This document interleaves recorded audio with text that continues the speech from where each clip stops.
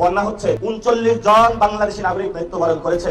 এই ত্রাণ ও দুর্যোগ মন্ত্রণালয়ের যিনি মন্ত্রী, তাকে শুধু ইলেকশনের আগে খুঁজে পাওয়া গিয়েছে। ইলেকশনের পরে এই বন্যাগ্রস্ত মানুষের মধ্যে তাকে একদিনও আমরা দেখতে পাই না। এরা হলো জাতির মহাপ্রতারক। ইলেকশনের আগে আপনাদের কাছে আসবে, উন্নয়ন করব, ইলেকশনের পরে সন্ত্রাস চাঁদাবাজিতে ব্যস্ত। মাত্র একদিনে 100 জনের বেশি প্রাণ ঝরে গেল। কেউ ঘুমের মধ্যে ভেসে গেলেন, কেউ পাহাড় ধসে চাপা পড়লেন, কেউ আবার শেষ মুহূর্তেও বাঁচার জন্য সাহায্যের অপেক্ষায় ছিলেন, কিন্তু বন্যার ভয়াবহতার কাছে হার মেনেছেন। কিন্তু প্রশ্ন হচ্ছে, এত মানুষের মৃত্যু কি শুধুই প্রাকৃতিক দুর্যোগের কারণে, নাকি এর পেছনে রয়েছে মানুষের ভুল, অব্যবস্থাপনা আর বছরের পর বছর ধরে চলা অবহেলা? রাজনীতিবিদদের জীবন কঠিন করে দিচ্ছেন জামায়াতে আমির। দর্শক, কোন এলাকায় বন্যা হলে সরকারের ত্রাণ বরাদ্দ আসতে সময় লাগে। বাংলাদেশ জামায়াতে ইসলামীর আমির এবং জাতীয় সংসদের বিরোধী দলীয় নেতা ডক্টর শফিকুর রহমান সাম্প্রতিক বন্যা উপদ্রুম এলাকাগুলোতে যেভাবে মাঠ পর্যায়ে ভূমিকা রাখছেন, তা অন্য যে কোনো রাজনৈতিক দলের নেতা চাপের বিষয় করে তুলছেন। গেঞ্জি গায়ে দিয়ে মানুষের সাহায্যের জন্য নেমে পড়লেন আমিরে জামাত বিরোধী দলীয় নেতা ডক্টর শফিকুর রহমান সাহেব। তাকে বাংলাদেশের ইতিহাসে, গত 54 বছরের ইতিহাসে হয়তো আমরা এরকম কাউকে পেয়েছি কিনা আমার সন্দেহ আছে। জামাত ইসলামের আমির তো গেঞ্জি পরে পায়জামা পরে দলবল নিয়ে নেমে গেছে মুরব্বি। তারপরও ভিতরে আপনি কি করছেন? আপনার নেতা নামছে কিনা? আপনার ভাই নামছে কিনা? সারা বাংলাদেশ থেকে সবচেয়ে বেশি এগিয়ে আছে সাহায্যার্থে বা সাহায্যের হাত বাড়িয়ে দিয়েছে। সত্যিকার অর্থে যদি বলি, আপনাদের অনেকের খারাপ লাগতে পারে, যারা আসলে দাঁড়িওয়ালা, যারা আমাদের দেশে আলেম ওলামা নামক এই মানুষগুলো সবসময় বসে থাকে কখন এরকম প্রাকৃতিক দুর্যোগ হবে আর তারা ঝাঁপিয়ে পড়বে। বিএনপি সরকার বিরাট একটি ঝুঁকির মধ্যে পড়ে গেছে, কারণ এই সরকারের ভিতরে এমন কিছু গাদ্দার, মুনাফেক এবং গুপ্তচর ঢুকে পড়েছে, যে গুপ্তচরগুলো মূলত বিএনপির ভিতরে ঢুকে বিএনপিকে ভিতর থেকে শেষ করে দিচ্ছে এবং আওয়ামী লীগের জন্য তারা এখানে পথ প্রশস্ত করে দিচ্ছে। এরকম একজন গাদ্দারের পরিচয় আপনাদের সামনে আজকে তুলে ধরবো। আসসালামু আলাইকুম। আপনারা জানেন যে চট্টগ্রামে বন্যায় ইতিমধ্যেই অনেক জনের মৃত্যু ঘটেছে, তার সাথে তাদের বাড়িঘর পানির নিচে তলিয়ে গিয়েছে। কিন্তু এই দুর্যোগ মোকাবেলায় দৃশ্যমান কোনো পদক্ষেপ নিতে পারেনি বর্তমান সরকার। তাই নাসির উদ্দিন পাটোয়ারি ত্রাণ এবং দুর্যোগ মন্ত্রীকে কঠোর সমালোচনা করে তার উদ্দেশ্যে এক বিস্ফোরক মন্তব্য করেছে, যা নিয়ে ভিডিওর শুরুতেই আপনারা বেশ কিছু ভিডিওর অংশ বিশেষ ইতিমধ্যেই দেখেছেন। এবং তার সাথে বিপরীতে জামাত ইসলামী এই বন্যায় তাদের অনেক দৃশ্যমান পদক্ষেপে সাধারণ জনগণের কাছে প্রশংসা করাচ্ছে। এ নিয়েও ভিডিওর শুরুতেই আপনারা বেশ কিছু ভিডিওর অংশ বিশেষ ইতিমধ্যেই দেখেছেন। মূলত আজকের এই ভিডিওটিতে সেই সকল ভিডিওর বিস্তারিত আলোচনা দেখতে পারবেন। ভিডিওর শুরুতেই যে সকল ভিডিও দেখেছেন তা থেকে হয়তো ইতিমধ্যেই আন্দাজ করতে পেরেছেন আজকের এই ভিডিওটি কতটুকু গুরুত্বপূর্ণ হতে চলেছে। অতএব চলুন কথা না বাড়িয়ে একটি লাইক দিয়ে সম্পূর্ণ ভিডিওটি দেখে আসি। মাত্র একদিনে 100 জনের বেশি প্রাণ ঝরে গেল। কেউ ঘুমের মধ্যে ভেসে গেলেন, কেউ পাহাড় ধসে চাপা পড়লেন, কেউ আবার শেষ মুহূর্তেও বাঁচার জন্য সাহায্যের অপেক্ষায় ছিলেন, কিন্তু বন্যার ভয়াবহতার কাছে হার মেনেছেন। কিন্তু প্রশ্ন হচ্ছে, এত মানুষের মৃত্যু কি শুধুই প্রাকৃতিক দুর্যোগের কারণে, নাকি এর পেছনে রয়েছে মানুষের ভুল, অব্যবস্থাপনা আর বছরের পর বছর ধরে চলা অবহেলা? কেন চট্টগ্রামের বন্যা মানুষ মরার দিক দিয়ে 100 বছরের রেকর্ড ভেঙে দিল? কেন হাজার কোটি টাকার প্রকল্প থাকার পরও পানির নিচে তলে গেল পুরো জনপদ? আর কেন শেষ মুহূর্ত পর্যন্ত অনেক মানুষ নিরাপদ আশ্রয়ে যেতে পারলেন না? আজকের ভিডিওতে আমরা তুলে ধরব চট্টগ্রাম, কক্সবাজার, রাঙ্গামাটি, খাগড়াছড়ি ও বান্দরবানের সেই ভয়াবহ বন্যার অন্তরালের বাস্তবতা, যে বাস্তবতা জানলে আপনিও শিউরে উঠবেন। বন্যা ও পাহাড় ধসে ব্যাপক প্রাণহানি এবং ভয়াবহ বিপর্যয়ের মূল কারণ 43 বছরের রেকর্ড ভাঙ্গা অতি ভারী বৃষ্টিপাত, উজান থেকে আসা তীব্র পাহাড়ি ঢল এবং অপরিকল্পিত নগরায়নের কারণে পানি নিষ্কাশন ব্যবস্থা পুরোপুরি ভেঙে পড়েছে। পাশাপাশি বাড়িঘর ডুবে গেলেও আশ্রয় কেন্দ্রে না যাওয়ায় দুর্ঘটনার শিকার হয়েছেন অনেকে। আবার অধিকাংশ মানুষ পাহাড়ে ঝুঁকিপূর্ণ অবস্থায় বসবাস করলেও আশ্রয় কেন্দ্রে যাননি। প্রশাসন বারবার অনুরোধ কিংবা মাইকিং করলেও সাড়া দেননি। এ অবস্থায় কার্যকর কোনো পদক্ষেপও নেয়নি প্রশাসন। ঝুঁকিপূর্ণ বাসিন্দাদের সরাতে আইনি কোনো পদক্ষেপ নেয়নি তারা, যার ফলে কক্সবাজারে পাহাড় ধসে সবচেয়ে বেশি মানুষের মৃত্যু হয়েছে। এছাড়া বন্যা এত বেশি প্রাণঘাতী হয়ে ওঠার আরেকটি কারণ রেকর্ড ভাঙ্গা অতি ভারী বৃষ্টিপাত। 43 বছরের সমস্ত রেকর্ড ভেঙে একদিনে সর্বোচ্চ 412 মিলিমিটার পর্যন্ত বৃষ্টিপাত রেকর্ড করা হয়।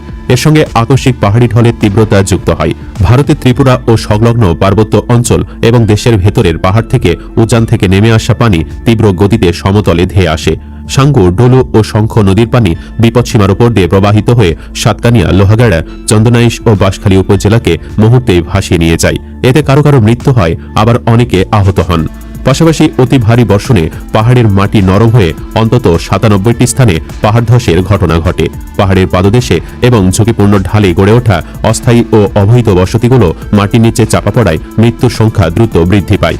এছাড়া অপরিকল্পিত নগরায়ন ও নিষ্কাশন ব্যবস্থার ত্রুটি, খাল ও নালা দখল আরেকটি কারণ। দশকের পর দশক ধরে চলা অপরিকল্পিত নগরায়ন ও অবৈধ দখলের কারণে প্রাকৃতিক খাল ও পানি নিষ্কাশন নালাগুলো বন্ধ হয়ে গেছে। বিপুল পরিমাণ অর্থ ব্যয়ে জলাবদ্ধতা নিরসন প্রকল্প নেওয়া সত্ত্বেও সমন্বিত নগর পরিকল্পনা ও নিয়মিত রক্ষণাবেক্ষণের অভাবে বৃষ্টির পানি দ্রুত নামতে পারেনি। আরেকটি কারণ হল উদ্ধার কাজে দুর্গমতা ও যোগাযোগ বিচ্ছিন্নতা।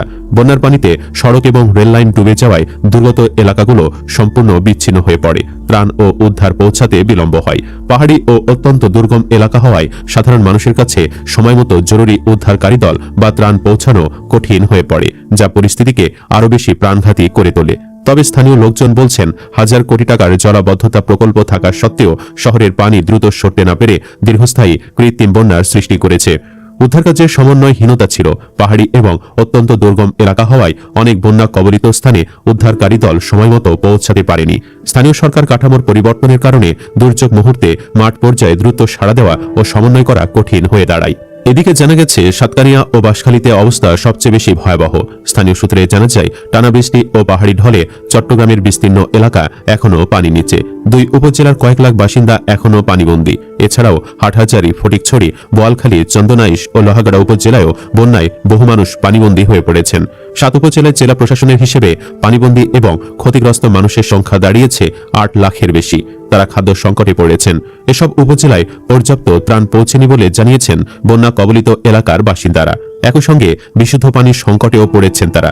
সাতকানিয়া ও বাঁশখালী উপজেলায় গত কয়েকদিন ধরে বেশিরভাগ এলাকায় বিদ্যুৎ বিচ্ছিন্ন থাকায় অন্ধকারে দিন কাটছে অধিকাংশ পরিবারের। ঘরে নেই খাবার, রান্নার সুযোগ নেই, তীব্র সংকট দেখা দিয়েছে বিশুদ্ধ পানির। মোবাইল ফোনে চার্জ না থাকায় অনেকে পরিবারের সদস্যদের সঙ্গে যোগাযোগ করতে পারছেন না আত্মীয় স্বজনরা। এ দুই উপজেলায় ভেঙে পড়েছে অসংখ্য বসতঘর। বাঁশখালী উপজেলায় সবচেয়ে ভয়াবহ পরিস্থিতি বিরাজ করছে পশ্চিম বাঁশখালীর কাথারিয়া, বড়ইতলী, গন্ডামারা, ডোমরা, কদমরসুল, খানখানাবাদ, বাহারছড়া, চাম্বল, ছনোয়া, শেখেরখিল, সরল, রায়চাটা, পুইছড়ি সহ উপকূলীয় বিভিন্ন এলাকায়। এসব এলাকার অধিকাংশ বাড়িঘর পানির নিচে তলিয়ে গেছে। অনেক একতলা বাড়িও পুরোপুরি পানিতে ডুবে রয়েছে। অসংখ্য কাঁচা ঘর বিধ্বস্ত হয়েছে। পাকা ও আধা পাকা বাড়ির নিচতলায় জমেছে কোমর সমান পানি। অনেক পরিবার ঘর ছেড়ে আশ্রয় কেন্দ্র কিংবা আত্মীয় স্বজনের বাড়িতে আশ্রয় নিয়েছে। আবার অনেকে বাড়ির উঁচু অংশ কিংবা টিনের ছাদে আশ্রয় নিয়ে মানবেতর জীবন যাপন করছেন। জেলা প্রশাসনের তথ্য অনুযায়ী অতিবৃষ্টি, পাহাড়ি ঢল ও পাহাড় ধসে ক্ষতিগ্রস্ত হয়েছেন 8,66,614 জন মানুষ। এর মধ্যে সবচেয়ে বেশি মানুষ ক্ষতিগ্রস্ত হয়েছে চট্টগ্রাম জেলার মানুষ। এ জেলায় ক্ষতিগ্রস্ত মানুষের সংখ্যা 6,62,000। কক্সবাজারে 1,58,027 জন, রাঙ্গামাটিতে 3,820 জন, খাগড়াছড়িতে 34,417 জন এবং বান্দরবানে 8,350 জন। সার্বিক পরিস্থিতি সম্পর্কে জানতে চাইলে চট্টগ্রাম বিভাগীয় কমিশনার ডক্টর মোহাম্মদ জিয়াউদ্দিন বাংলা ট্রিবিউনকে বলেন, বিভাগের যে 4 জেলায় বন্যা পরিস্থিতির সৃষ্টি হয়েছে তার সার্বক্ষণিক মনিটরিং করা হচ্ছে। পানিবন্দী লোকজনকে উদ্ধারের পাশাপাশি ত্রাণ বিতরণ করা হচ্ছে। অনেক এলাকা ডুবে থাকায় উদ্ধার কাজ ব্যাহত হচ্ছে। ঝুঁকিপূর্ণ এলাকার বাসিন্দাদের বারবার অনুরোধ করা হলেও তারা আশ্রয় কেন্দ্রে আসেননি। চট্টগ্রামের জেলা প্রশাসক মোহাম্মদ জাহিদুল ইসলাম মিয়া বলেন, টানা বৃষ্টিতে বন্যার ভয়াবহতা বেড়ে যায়। অনেক এলাকায় সাধারণ নৌকাও পৌঁছাতে পারেনি। তাই দুর্গম এলাকায় স্পিড বোট ব্যবহার করে উদ্ধার অভিযান পরিচালনা করা হয়েছে। 670টি আশ্রয় কেন্দ্র প্রস্তুত রাখা হয়েছিল। সেখানে অনেকে আশ্রয় নিয়েছেন, তবে বেশিরভাগ লোকজন আশ্রয় কেন্দ্রে আসেননি, যাদের পরবর্তীতে আর আনা যায়নি। গত শুক্রবার থেকে সেনাবাহিনী সহ অন্যান্য বাহিনীর সদস্যরা উদ্ধার অভিযান চালাচ্ছেন। ক্ষতিগ্রস্তদের উদ্ধার, নিরাপদ আশ্রয়ে সরিয়ে নেওয়া এবং ত্রাণ সহায়তা দিতে জেলা প্রশাসনগুলো কর্মকর্তা কর্মচারীদের পাশাপাশি প্রায় 10,000 স্বেচ্ছাসেবক মাঠে কাজ করছেন। এজন্য ক্ষয়ক্ষতি কমানো সম্ভব হয়েছে। জেলা প্রশাসন আরও বলেন, চট্টগ্রাম মহানগরে চিহ্নিত 26টি ঝুঁকিপূর্ণ পাহাড়কে 5টি জোনে ভাগ করে প্রতিটি জোনে একজন নির্বাহী ম্যাজিস্ট্রেটের নেতৃত্বে বিশেষ টিম এবং প্রায় 150 জন স্বেচ্ছাসেবক দিনরাত কাজ করছেন। গত সোমবার রাত থেকেই ঝুঁকিপূর্ণ এলাকায় মাইকিং করে মানুষকে নিরাপদ আশ্রয়ে যেতে আহ্বান জানানো হয়েছে। আগাম সতর্কতা, খাদ্য, বিশুদ্ধ পানি, স্বাস্থ্যসেবা ও সার্বক্ষণিক মাঠ পর্যায়ের উপস্থিতির মাধ্যমে প্রাণহানি কমিয়ে আনার লক্ষ্য ছিল জেলা প্রশাসনের। দুর্যোগ মোকাবেলায় জেলা প্রশাসনের অধীন সব কর্মকর্তা কর্মচারীর সাপ্তাহিক ছুটি সহ সব ধরনের ছুটি বাতিল করা হয়। প্রতিটি উপজেলায় এবং জেলা প্রশাসনের কার্যালয়ে 24 ঘন্টার কন্ট্রোল রুম চালু রেখে উদ্ধার, ত্রাণ বিতরণ ও সার্বিক পরিস্থিতি পর্যবেক্ষণ করা হয়। সব মিলে চট্টগ্রাম, কক্সবাজার, রাঙ্গামাটি, খাগড়াছড়ি ও বান্দরবানের এই ভয়াবহ বন্যা শুধু ঘরবাড়ি ভাসিয়ে নেয়নি, কেড়ে নিয়েছে অসংখ্য মানুষের স্বপ্ন, পরিবার আর প্রিয়জনকে। কিন্তু এই ট্র্যাজেডি আমাদের সামনে একটি কঠিন প্রশ্ন রেখে গেছে। এত প্রাণহানির দায় কি শুধুই প্রকৃতির, নাকি আমাদের পরিকল্পনার ঘাটতি, অব্যবস্থাপনা এবং বছরের পর বছর ধরে চলা অবহেলাও এর জন্য দায়ী? গায়ে দিয়ে মানুষের সাহায্যের জন্য নেমে পড়লেন আমিরে জামাত বিরোধীদলীয় নেতা ডাক্তার শফিকুর রহমান সাহেব। কি অদ্ভুত কাজটি তিনি করে দেখাতে পারেন সেটা ডাক্তার শফিকুর রহমান সাহেবকে না দেখলে বিশ্বাস করা যাবে না। বাংলাদেশের রাজনীতিতে যিনি সাদা মনের মানুষ, সাদা দাড়িওয়ালা, সাদা টুপিওয়ালা, সাদা পাঞ্জাবিওয়ালা, সাদা গেঞ্জিওয়ালা, ধপধপে সাদা গেঞ্জি পরে ধপধপে সেই সাদা দাড়ির বিরোধী দলীয় নেতার যে তাৎক্ষণিক সিদ্ধান্ত জনতার কল্যাণে, মানুষের কল্যাণে, মানুষের পাশে গিয়ে দাঁড়ানোর যে একটি হিম্মত, সেটা আমাদের ডাক্তার শফিকুর রহমান সাহেবের মধ্যে আছে। তিনি যখন যেখানে যান তিনি সেই পরিবেশকে আঁচ করতে পারেন, পরিবেশ আন্দাজ মানুষের সাথে ব্যবহার করতে পারেন, মানুষের সাথে তার আচার ব্যবহার যা কিছুই ঘটে সেটা মানুষ যেটা চাচ্ছে, যেটা এই সমাজের দাবি, সেরকম চিন্তা চেতনা তিনি অ্যাপ্লাই করতে পারেন। আমার কাছে সেজন্য তাকে একজন ব্যতিক্রমী নেতা মনে হয়, যাকে বাংলাদেশের ইতিহাসে, গত 54 বছরের ইতিহাসে হয়তো আমরা এরকম কাউকে পেয়েছি কিনা আমার সন্দেহ আছে। ডাক্তার শফিকুর রহমান সাহেব বন্যা দুর্গত যে কোনো অঞ্চল হোক, টলারডুবি হোক, হিন্দুদের বাড়িতে কোনো ধরনের আগুন লাগুক, কিংবা মিল কারখানা, বস্তি, কোনো জায়গায় মনে হয় না যে ডাক্তার শফিকুর রহমান না গিয়ে বসে আছেন, এরকম কোনো জায়গা নেই। হয় তিনি যাবেন, না হয় তার টিম পাঠাবেন, হয় তিনি যাবেন, না হয় জামাত ইসলামকে পাঠাবেন। এরকম একটি মন মানসিকতা নিয়ে যে মানুষটি কাজ করে যাচ্ছেন, লড়ে যাচ্ছেন, তার নাম ডাক্তার শফিকুর রহমান সাহেব। আমরা দেখেছি যে বাঁশখালীতে তিনি উপস্থিত হয়ে মানুষের মতো করে সাধারণ কৃষকের ভেসে কৃষকদের কাছে, গরিবের কাছে, অসহায় মানুষের কাছে মিশে যাওয়ার চেষ্টা করছেন। বন্যার সময় নিশ্চয়ই মানুষ যখন খাল সাঁতরিয়ে যায়, কেউ সেখানে টাই ব্লেজার শুট পরে যায় না, কারণ ওই দুর্গত অঞ্চলের মানুষের তখন হুঁশ থাকে না। ডাক্তার শফিকুর রহমান তেমনটাই তাদেরকে বুঝানোর জন্য, মেসেজ দেওয়ার জন্য যে আমিও আছি তোমাদের সাথে, তোমরা যেমন কষ্টে আছো আমিও তেমনই আছি, এসেছি তোমাদের কাছে, একটি গেঞ্জি পরে নেমে পড়েছি, একটি প্যান্ট পরে নেমে পড়েছি, পায়জামা পরে নেমে পড়েছি, কিন্তু তোমাদের কাছেই তোমাদের মতো করে চলে এসেছি। পকেটে টাকা আছে, হাত দিয়ে বিলি করে দিল, হাতে তার খাবার আছে, জনতার মধ্যে দিয়ে দিল। একটা বার চিন্তা করলেন না যে আরেকটু ওয়েট করে, সময় ক্ষেপণ করে, অন্যদের মতো বসে থেকে তারপরে হেলিকপ্টারের উপর থেকে ভিজিট করব, এরকম চিন্তা ডাক্তার শফিক সাহেব করেননি। আমি তার উপরে অনেক আগ থেকেই এই সামাজিক কাজের ব্যাপারে আমি ব্যক্তিগতভাবে আমি খুবই সন্তুষ্ট। আমি যখন দেখেছি ফ্যাসিবাদের আমলেও যখন কোন রাজনৈতিক সংগঠন মানুষের কল্যাণে এরকম নিজেদের অর্থ ব্যয় করতে সাহস পায় না, তখন ডাক্তার শফিকুর রহমান সাহেব বন্যা দুর্গত মানুষের জন্য সাহায্য, গরিব অসহায় মানুষের জন্য সাহায্য, যে কোনো জায়গায় আগুন লেগেছে সেখানে সাহায্য, হিন্দুর বাড়িতে ট্রলার ডুবেছে সেখানে সাহায্য, এসব কাজ নিজে গিয়ে সশরীরে করেছেন।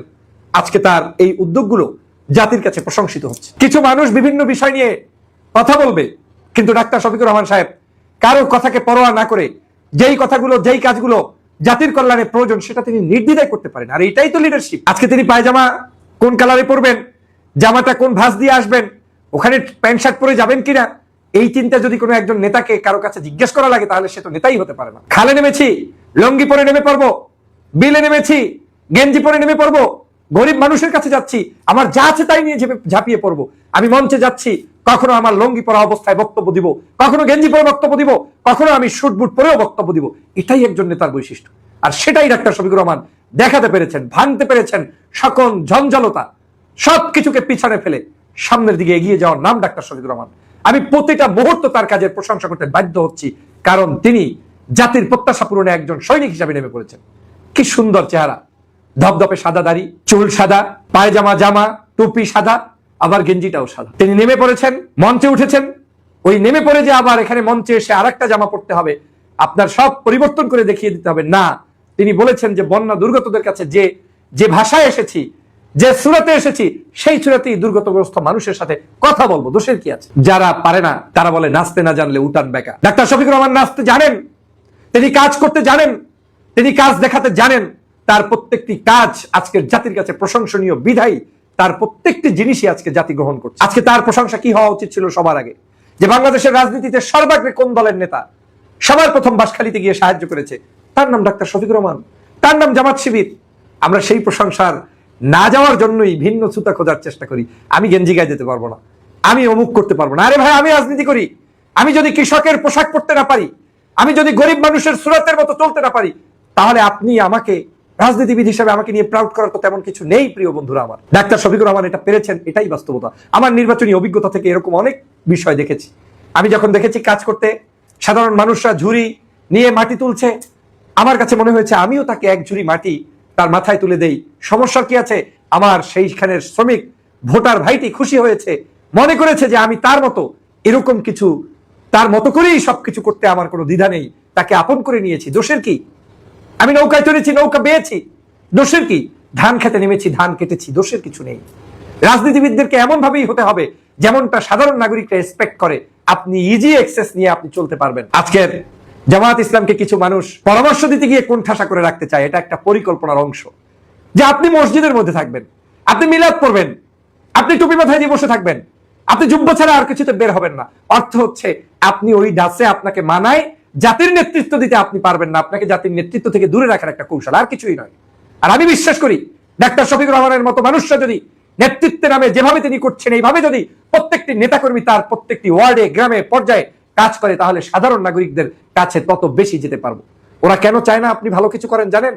ওরা চায় না এজন্য তাহলে সন্ত্রাস, দুর্নীতি, চাঁদাবাজি, নৈরাজ্য থাকবে না, রাজনীতিটা ওরা করবে। ওরা যদি খালে একটা গেঞ্জি গায়ে দিয়েও নামে, তাহলে বলবে অমুক নেতা গেঞ্জি গায়ে কত সুন্দর সাধারণ নাগরিকদের সাথে মিশে গিয়েছেন। আর ইসলামপন্থী কেউ যদি একটু সুন্দর ভালো কাজ করে, সেটা নিয়ে অ্যাপ্রিসিয়েট করার মানুষের সংখ্যা খুবই কম। আমি ডাক্তার শফিকুর রহমান একজন জেনারেল শিক্ষিত ভদ্র মানুষ, নেতৃত্বের গুণাবলী সম্পন্ন, আবার তিনি একটি রাজনৈতিক দল যেটা ইনসাফ ভিত্তিক রাষ্ট্র কায়েম করতে চায় সেই দলের আমির।